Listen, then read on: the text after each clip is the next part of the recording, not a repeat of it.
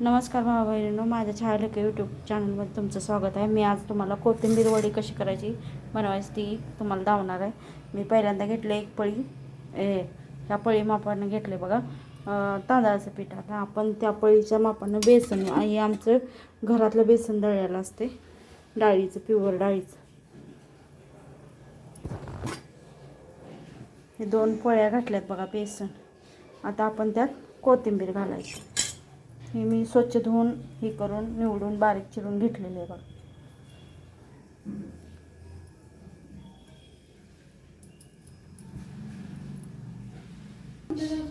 ही आता कोथिंबीर सगळी घातल्या बघा. आपण त्यात हळद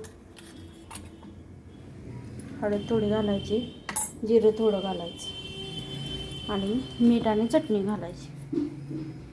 हे बघा मीठ घातलेलं आहे मी. आता चटणी घालायची वरून. आज तुम्हाला जेवढं तिखट पाहिजे तेवढं घाला.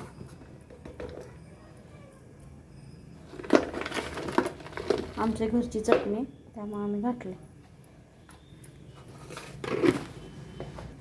हे बघा सगळं मी घातलंय. आता त्यात नुसतं जरासा खाया सोडा घालायचा, कारण का खुसखुशीत होऊ दे म्हणून खाया सोडा जरा घालायचा,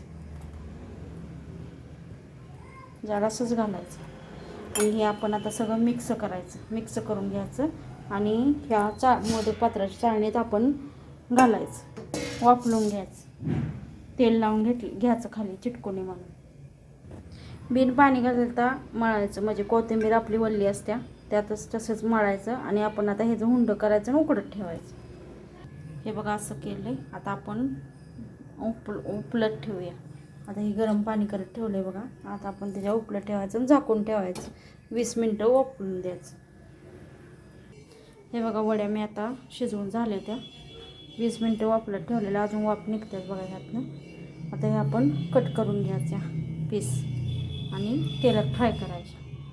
हे बघा तेल घातले आणि मी इथं पीस कट केले त्या. अजून गरम आहे म्हणून थोडेच फ्राय करणार आहे. परत डाळ झाल्यावर करणार. एक पीस सोडायचा आणि आपण भाजून काढायचं. लालसर होईस्तोपर्यंत भाजून काढायचं. हे बघा असं भाजून काढलेलं आम्ही, लाल होईस्तोपर्यंत एकदम फ्राय करून घेतलं. आता आपण खायला देऊया. रिप्लाय काय येते बघूया. हे बघा वैदूला आमच्या दिल्या वडी पहिली खायला गरम गरम, काय बोलतं बघूया.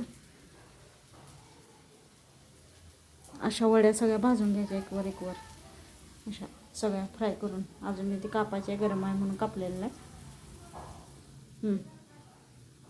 चांगलं झालं, मस्त. थँक्यू. वेलकम. व्हिडिओ आवडल्यास लाईक करा, कमेंट करा, शेअर करा माझ्या यूट्यूब चॅनलला. नमस्कार.